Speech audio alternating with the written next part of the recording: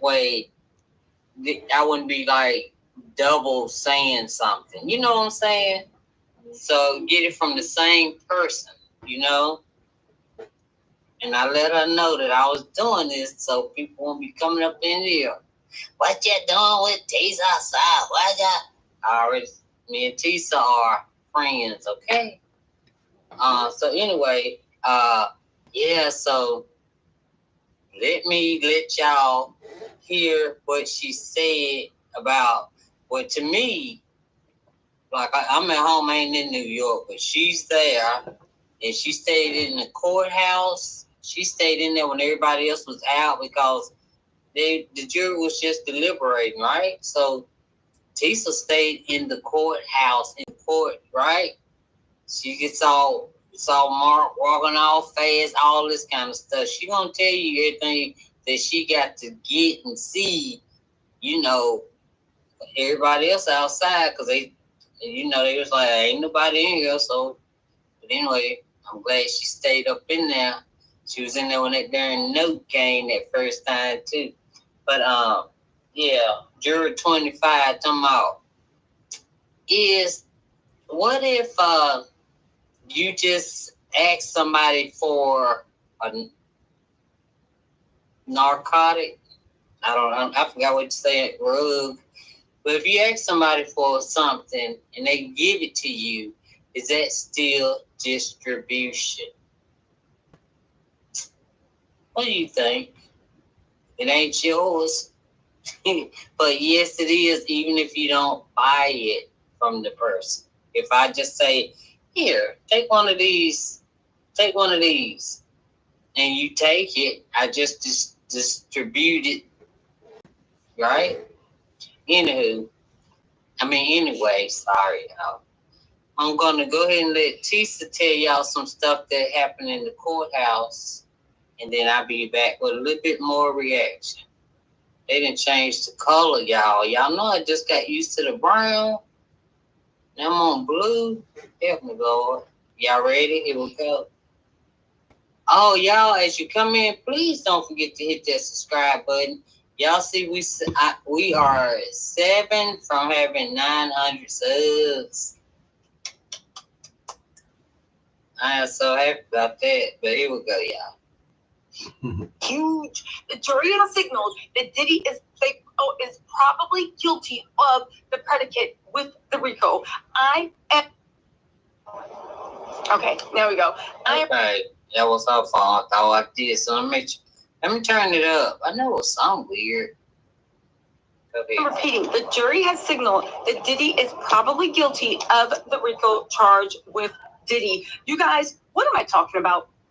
All right, first of all, I'm gonna have to take y'all on this magic journey because my microphone's not working, but who cares? You guys, I was in court today. 1 second. Okay, I'm back. You guys, I was in court today, okay? I stayed for the whole day. I know what it was saying. Nothing was going to happen in the courtroom. It was a waste of time, but everybody was wrong because it was not a waste of time because the jury has signaled that Diddy is probably going to be found guilty on the distribution charge, the rug charges. I know it's a lot, but it's good. And let me tell you what happened, okay, right? So we're sitting around, and all of a sudden, Mark Agnifilio comes rushing into the courtroom. I always get my shoes up. He comes rushing into the courtroom, okay? He has a look of concern. Now, Mark always looks like he's like a little bit flabbergasted when he comes walking in. So I didn't think it was that big a deal, but I was still being nosy, okay? Now, mind you, we've been sitting in the courtroom with nothing. That note didn't come back with the juror, so I guess juror 25 figured it out. Spoiler alert. I also found out that the four-person juror number 5 is not who people think it is. It is not, in fact, even a woman. Juror number 5 is the number they have is the number they had during the voir dire, not the numbers of their seating chart. Okay? Juror number 5 is not a woman at all. He is actually a man. But I guess you found that out by he. But who cares about that? Because sorry, y'all, because I sure said it was a black lady. Could because they have school teachers and they have lawyers up in that jury. That's why I said they should get this right. Hopefully we get the lawyer is right, then the school teacher, lawyer. Come on, y'all gotta get it. Y'all know the definition. So whoever sent out the ask that darn crazy question and then had to send it out and rephrased it to, if you do it, you're guilty. But ain't nobody asked you. We asking about this case right here. If y'all have to get an alternate, I don't know, because the way Tisa was looking when they said that about juror number 13 or whatever, but it's like, nah, and a little shaky too. But anyway, I'll let her tell y'all some more about it, okay? Let me get in. Hold on, y'all. Where's my, okay, who cares about that? Because we need to talk. All right. For those that been under a rock, OKC won the championship. Congratulations, Oklahoma, on their first ever championship in their organization. Since they've been to OKC, uh, OKC, whatever they Oklahoma, I don't know, OKC, I don't know what's there, like the Boston Celtics. I don't know, Oklahoma, I don't know what's behind that. But anyway, Shea Alexander, what is it? Shea Gill Alexander was the MVP, and he only got the scoring title, the MVP of the league. Then he won the chip and the MVP of the finals. He got a full piece this season. So I'm making that statement on the strength that uh they keep saying in the shadows that they wouldn't have won had Halliburton went down, and I beg to differ. They was at home. They had all the momentum going, so I beg to differ, and I think honestly that the game would have been over on Thursday night. I think the NBA told them to make it look good and stretch it to 7 games because on Monday night they beat them by 20 points. And now all of a sudden on Thursday, they losing by 20. I was like, nah, nah. If the game was close and OKC lost by like a close margin, maybe by 10, but a whole 20, 25 points that they was losing like the whole game, and then I think they lost by probably 8 points. Uh I just didn't see it. I was like, oh, they playing, they trying to stretch it, which I have no problem with. And because I want to see 7 games because after the season over, it's nothing on TV. So with that on, I mean, nothing that I want to see. I mean, the WNBA on, and shouts out to the ladies, the Mystics, Washington Mystics, who I represent, like the Wizards. They really have a good team, uh, you know, and so hopefully they can go deep into the playoffs and win it, But uh, we still trying to find our group of guys with the Wizards. I mean, I want some bling bling, man. The last chip we had was 1978. It was a gold ring. Now you get big bling bling rings. I mean, like we need a update bling bling. You know what I'm saying? I don't even know what the Mystics ring look like that they won in 2018 or 17 because I'm into getting the replica rings. You know what I'm saying? And you know, uh, one day when I get my bank, I can get close to somebody that has a ring and they can buy you a ring. I think, an actual ring. Somebody that has a ring got to get it for you though. And it's through them. You're not buying one unless you go to a pawn shop. One of these guys get down on their luck and they go pawn it.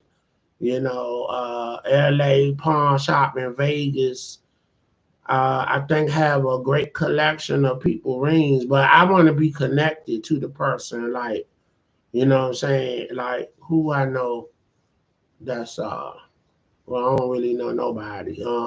Say like if a Michael Vick won the championship ring, and you know, and if I knew Vic, I'd be like Vic, you know, go ahead and do that. So far as I know, that ring to buy a ring is like 80,000, cause that ring is like 75. So like go ahead and get me a ring, and then you gotta hit them off with a good 10 or 20,000.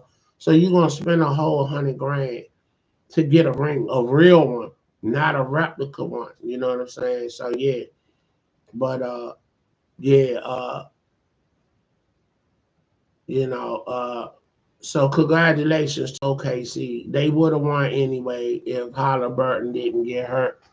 And so with that being said, uh, Shay Alexander is in the class with Shaq and who else? Shaquille O'Neal, Kareem Abdul-Jabbar, and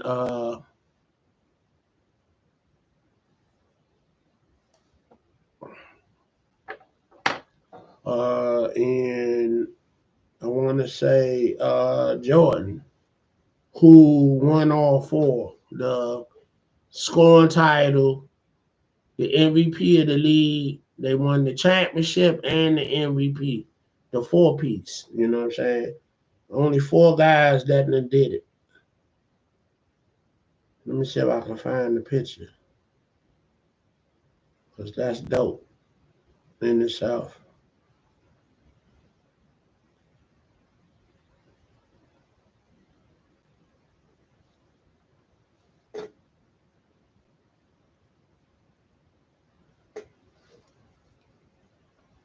Oh, I forgot about our DC Defenders, the XFL League. That's the Rock, Dwayne the Rock Johnson.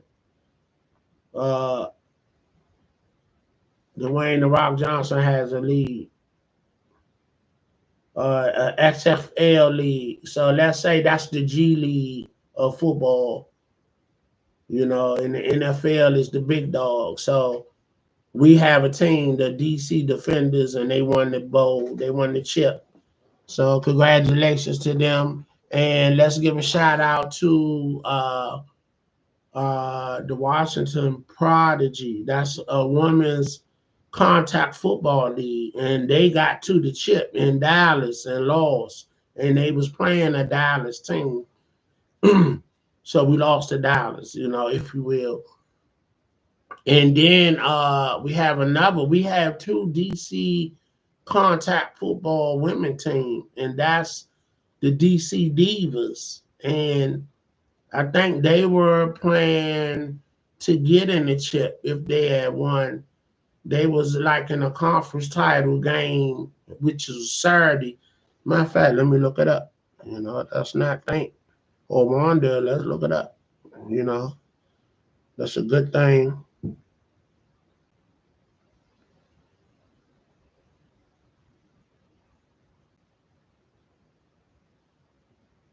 My number keep avoiding me, man, but it's coming. It's coming. You know, God bless me with a little something every month. So it's like I get a little one time, couple of $100 once a month. I'm grateful for that. You know what I'm saying? So, you know, one thing about God and his blessings, you gotta be disciplined and focused and fearless. And when you operating on that level using them tools, then what you're doing, you're preparing yourself for the blessing, you know. So when he ready for me to get that big blessing, then I'm prepared and I'm ready to receive it. You feel me? But in the meantime, I gotta take my butt to work and make it do what it do on the ground level. So you know what I'm saying? Work hard, play hard. That's all I can tell you. Don't. You know, I had a couple of homies, or I hear people now They act like they can't enjoy life unless they go on vacation. Every day you should be able to have some kind of recreation and have fun. You should not be just working and coming home and doing nothing in between. You feel me? Especially on the weekend. It's something you could do, somewhere you could go. And you know what I'm saying? Everything don't have to cost. It's a lot of community stuff going on that's for free. You know what I'm saying? But the real good events, it costs, and it may not be a lot of money. I'm like, what I'm saying? I consider myself a party goer from then to now, and I ain't doing too much partying now. You know, one, I'm a family man, I'm married, I'm over being in the streets, but I consider myself a socialite. Mr. Shaw brought that to my attention, my homeboy, and my coworker. He said, I think a socialite is an age appropriate way of saying that you know you out there, you know, still having fun. Instead of saying you a party goer, that's more like something in your 20s, your 30s, your teens.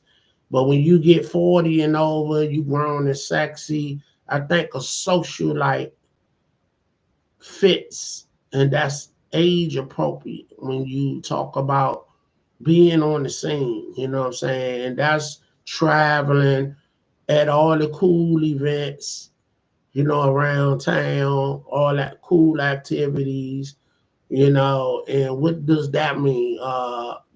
Shoot, to me on a Friday, I'm trying to be hitting a nice restaurant to eat, a movie, then I'm trying to hit the club, then I'm trying to hit the casino.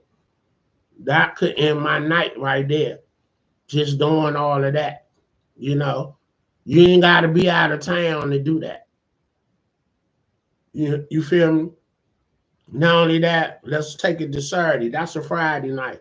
Saturday, I like to get up, and hit like a sporting event, like a college game, or go to an AAU game.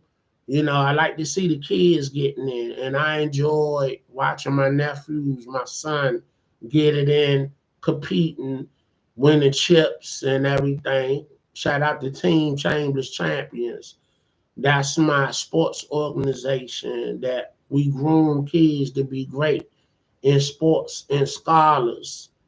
You know what I'm saying? So that's like a motivational group, whereas though we teach them,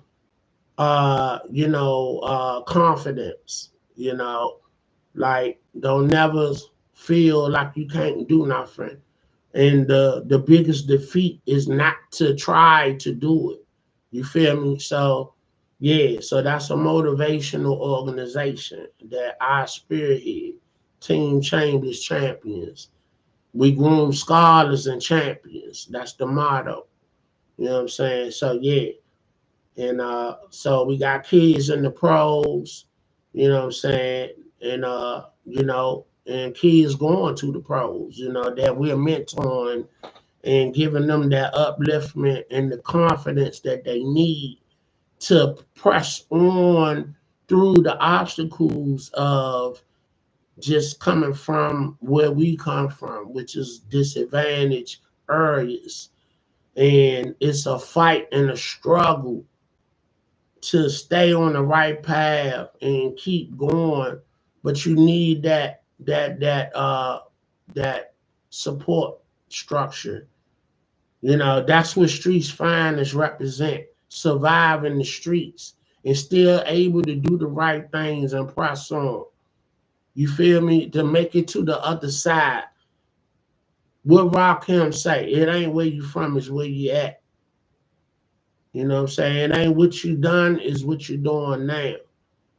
So that's what we tap into. Don't be a victim. You don't have to be a victim. You know what I'm saying? Change the narrative. I like what I hear the Wayne brothers say. You know what I'm saying? Don't wait for opportunity. Create opportunity. You know what I'm saying? Just go out there and create your own narrative and use what's out there. Like, for instance, every summer my son been out of school for the summer.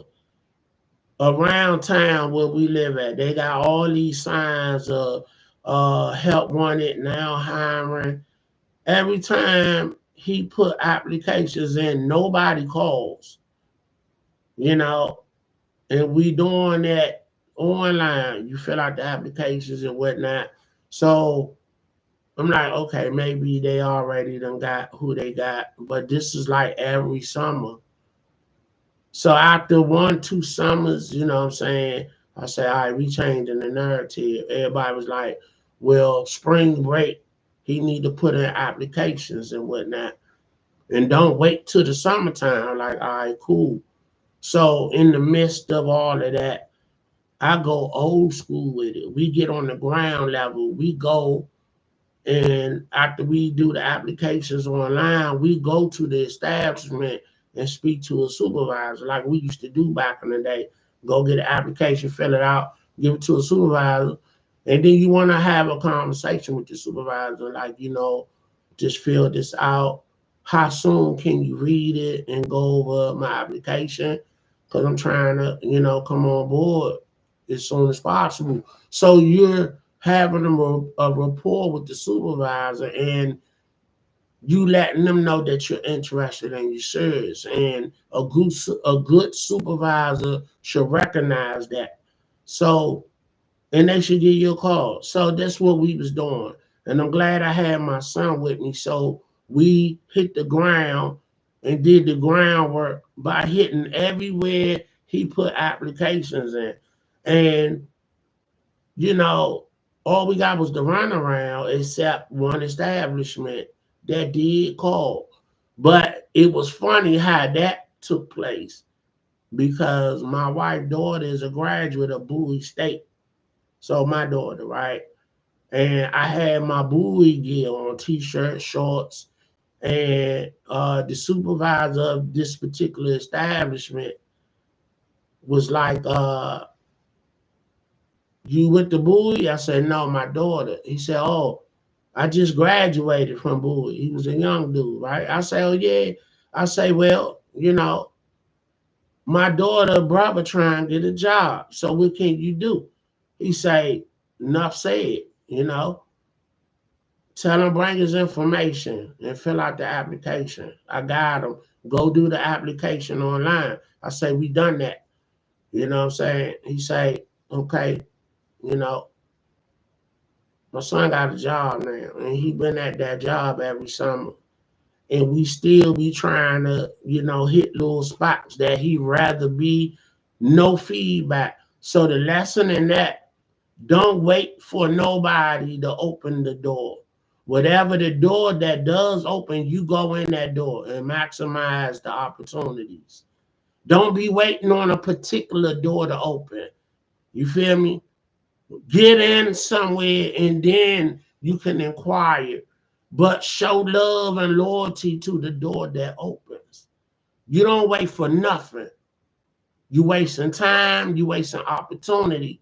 And if you're going spiritually, that's where you need to be at, or where you're supposed to be for whatever timeline that you're there. If you want to look at it on a divine level, everything is meant to be for a reason and a purpose. So maybe it's a reason why these other spots didn't call. Whatever it is, that's the mystery of life. Don't nobody know the future. And actually, I don't want to know the future. I don't know. I don't want